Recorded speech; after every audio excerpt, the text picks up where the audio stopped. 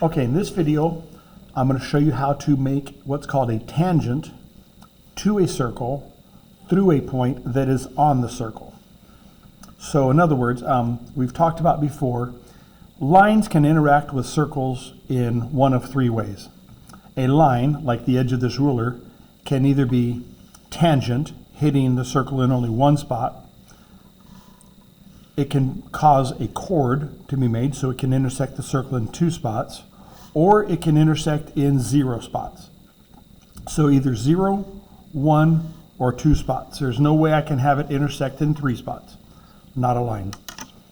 Anyway, so we're going to construct a tangent to this circle, a line that only hits this spot, a tangent to this circle at this point, and the point is on the circle. We already have our circle drawn, we have a point. The point could have been anywhere on the edge, but we'll emphasize it here.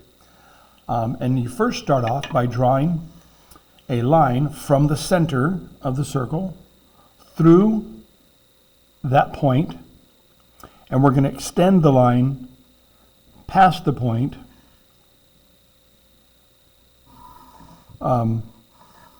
It doesn't have to be exactly twice, but maybe at least as much as you drew here. It doesn't have to be exact. The way we're going to do this is we're going to now use our knowledge of how to construct a perpendicular line that goes through a point. And we've done that before too, but it's going to involve our compass. So you'll take your compass and you'll measure a comfortable distance. So like here, it doesn't matter. It could already be set to the radius of the circle. It doesn't matter. I'm not sure how, whatever your compass is set at. But I'm going to use this as the center, that point, the intersection point.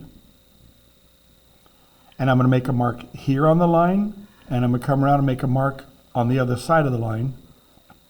So now I have 2 spots that are the same distance away from that point P. And now I'm going to use my knowledge of a perpendicular bisector, and I'm going to draw a perpendicular bisector of this segment from this arc to that arc. And remember, we have to set our compass to something more than half. I like to go about 3/4 or whatever. And I will make a mark centered here. I will swing an arc right there, and I will come around and swing an arc here. I do not need to make the arcs down below. In previous lessons where it was a perpendicular bisector, you've made marks down below from both sides. We already have this point, so just having this intersection is going to be sufficient. But I did that anyway, just so you can see. Now we're going to connect this intersection with that point P that we're trying to go through. And this is a line that is tangent to the circle at that given point. And that's all that you need for that. It meets at a right angle, which is characteristic of when you have the radius of a circle intersecting the tangent, they always meet at a 90-degree angle, intersecting the tangent at the point of tangency. That is important. This is called the point of tangency.